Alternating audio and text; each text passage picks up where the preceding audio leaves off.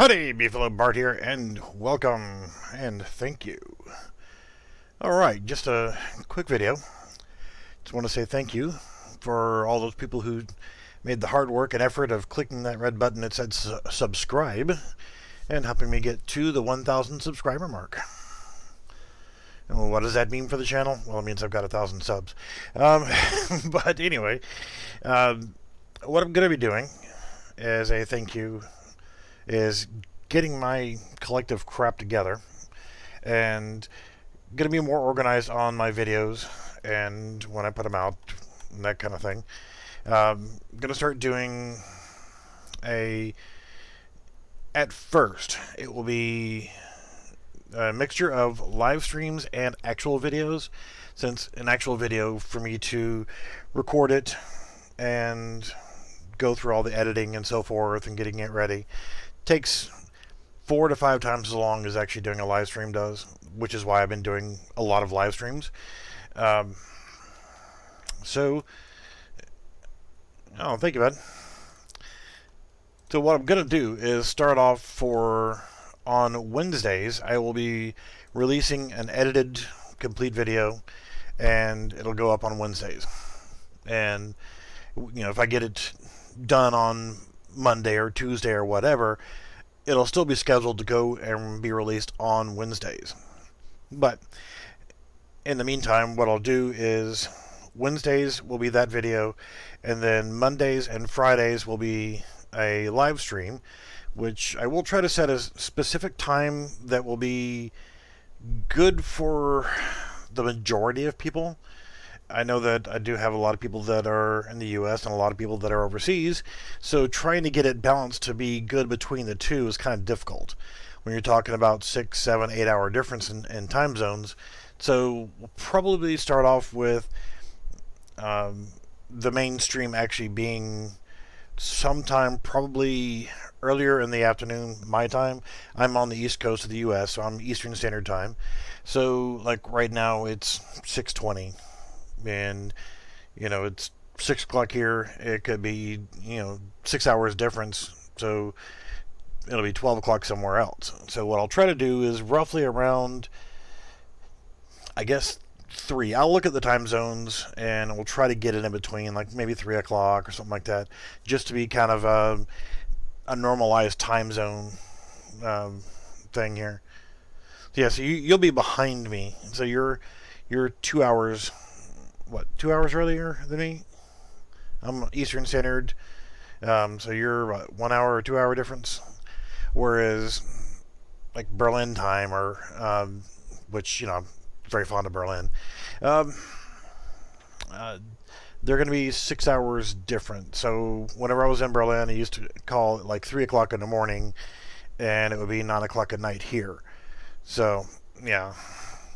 So that's what I'll try to do, is try to do it earlier in the day so that people in Europe and European time zones won't be so far off. I know I've got like one person that's in Indonesia, and yeah, he's, I think, almost 12 hours difference time zone wise. But yeah, so I'll try to coordinate it for that. So there'll be a live stream on Mondays and Fridays, and an actual video going up on Wednesdays. And after I kind of get back into the swing of things, I'm going to rotate that back around and do an actual video on Mondays and Fridays, and live streams on Wednesdays, and weekends whenever I got something that I just want to show. I might throw in a regular live stream here and there if I'm doing something, working on something, playing a game, things of that nature, so that I can get the channel back on a regular schedule of things. And I find myself, if I'm looking up something on YouTube for Unreal Engine, for example, is the first thing I look at is the time of the video. If I want to learn how to do something, I don't want an hour-long video to figure out how to do something that should take about 2 minutes to do. So I'm looking at videos that are 10 minutes to 15 minutes in length. Anything more than that, and I'm not going to look at it. So I'm going to start doing the videos that I record are going to be 10 to 15 minutes in length, and just bam, to the point, and show what I got to show. The only reason why they should go longer if it's something that's a bit more complicated and needs a little bit more time. Instead of breaking it up in multiple videos, we'll do it just in one shot and get it over with. Um, that way you've got all the content you need to get something accomplished. Um, for the live streams, whenever I'm doing them, I'll put in the title what it is and what it's about, and like just jump in and everybody talk, have a good time, and ask questions as I go. I'll do like the Friday videos for a live stream for now will be just jump right in. I'll open up a test project and someone says, well, how do you do this? And then I will try to create that on screen and show how to do it. So you don't know what's going to happen on a Friday live stream until I change that to be like a weekend live stream or whatever. But you get the point. Now, with 1,000 subscribers and with the watch time and everything else, it allows me to enable monetization. And I personally, and this is terrible to say, whenever I'm trying to earn money off of doing YouTube stuff, I use an ad blocker. And honestly, it robs other YouTubers of making money. However, one thing that I do notice is if I load up YouTube right now and I don't log in, I see some god-awful videos, and I see a lot of spam videos that are out there on YouTube that they're just showing a TV show. They're stealing other people's content and they're monetizing it. So those people, they don't deserve to have ads in their videos because they're stealing other people's content. When I'm doing my videos, it's my content. I'm not copying somebody else's crap. I'm not copying a TV show and just throwing it up there. Not saying that I don't watch those, but I'm going to have an ad blocker running when I watch those. But whenever I know that somebody is making their living from YouTube, I don't mind an ad at the beginning and at the end. So for my long videos or previous streams and things of that nature, advertisements will go at the beginning and the end only and nothing in between, because that would just be annoying as crap. And I feel that a skippable ad at the beginning is not that inconvenient, and an ad at the end, most people aren't going to watch the ad at the end. They're going to click off anyway.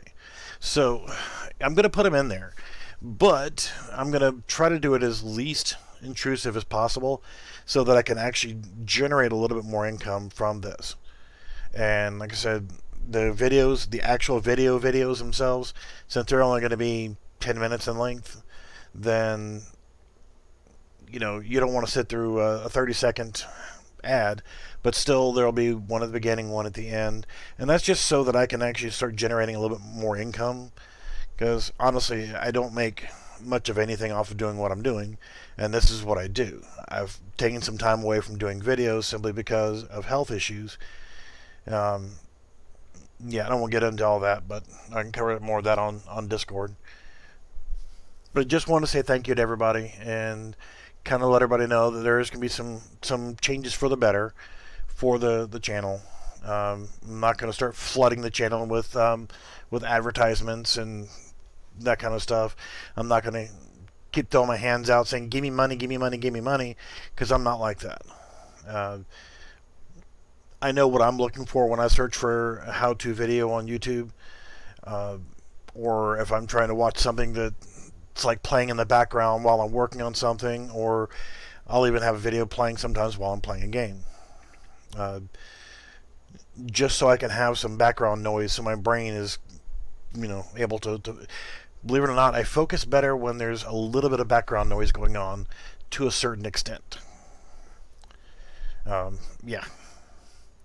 again, I'm going to, I know you're looking at a screen that's not doing anything right now, and this is going to be part of the video that I'm going to be releasing here soon. I'm doing the background stuff first, and you can see by the name of the project, it says Tank Test right here. I'm creating and I'm doing this all with BSP geometries, and yes, I'm creating it as a static mesh. And I'm going to have to create sockets and so forth, and the only way you can do that is with skeletal meshes. And I'm going to show how to take and create a BSP geometry and turn it into a static mesh, and then convert that static mesh into a skeletal mesh so that you can add sockets onto it. And I'm going to create a working tank. Yes, this was all done in one single BSP geometry, and all I did is I started off with a single BSP box, and I used different tricks. You can go to geometry editing, you can do extrude, and you can extrude faces, but I'll cover all that in the video. But essentially this was one box, BSP geometry box. This is not multiple pieces, this is just one box that I just kept extruding and modifying and changing angles and so forth so that I could get the body of the tank. I'll do the turret next, and then I'll do the gun that goes on the turret, and I'll do some tank tracks and things of that nature. But just to create a working tank that the player can actually drive around and control and shoot the main gun will be part of that video series on it.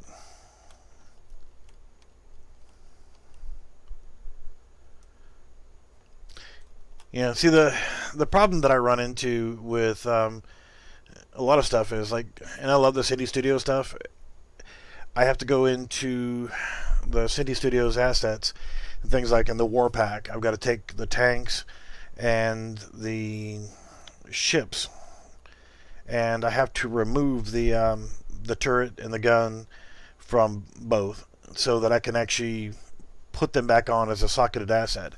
Because what I found looking at them, the rigged items, either I haven't figured it out yet, or there's got to be a different way of doing it. I just don't know. The only way I know to actually attach a turret, a working turret, to a tank or a ship is to have them separate from the rest of the stuff. So you actually put the turret down on top of this tank and attach it to a socket, and then you can handle the rotation by doing normal movements.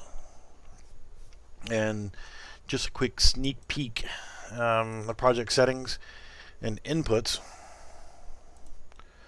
doing action mapping. You fire the primary gun and the secondary gun there, and those are mouse clicks. Left mouse button, that's the right mouse button.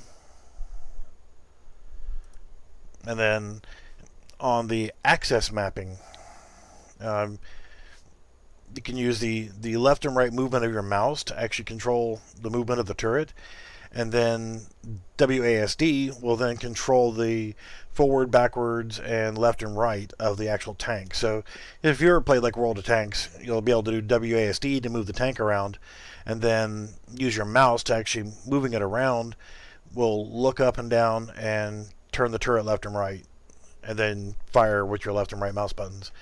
I may do a middle mouse button for a zoom mode or something like that, but I don't usually do it this way, but it's easier in the long run when you're setting up a tank for controls, is to go ahead and set it up this way.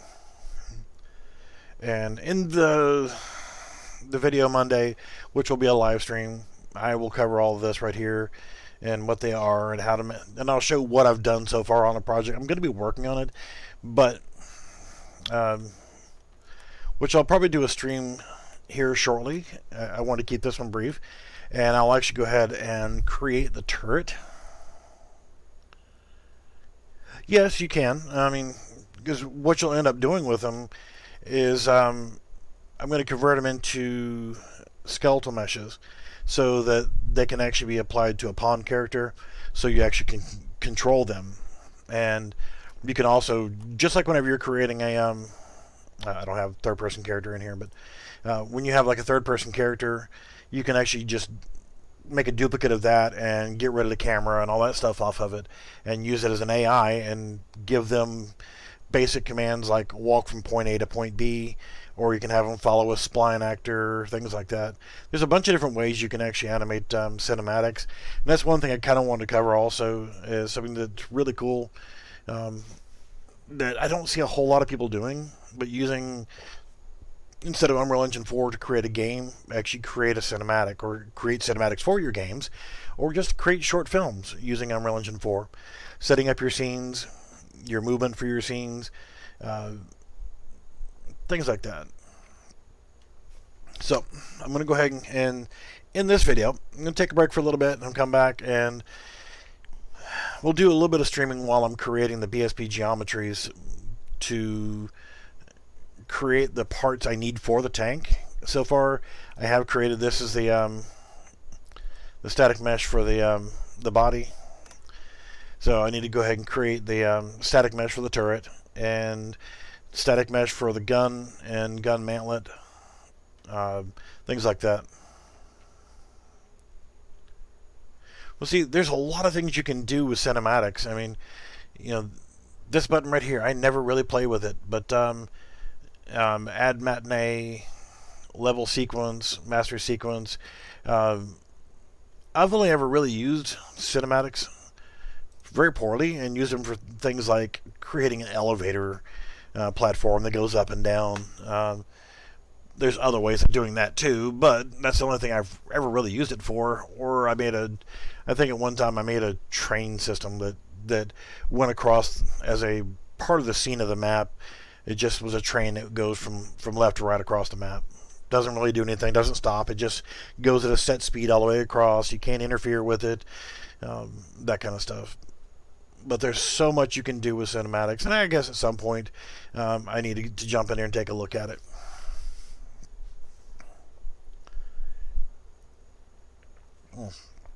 And today's drink of choice is Tang.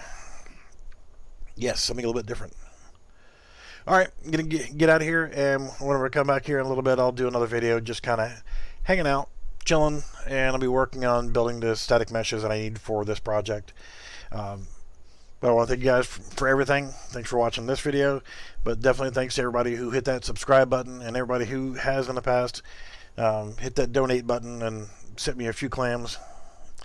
And we will see you guys soon. Take care, Frank. Always great to see you. And check back in a little bit. I'll be doing some live streaming and just kind of hanging out and chit-chatting and whatnot. Alright, guys. See you soon. Love y'all.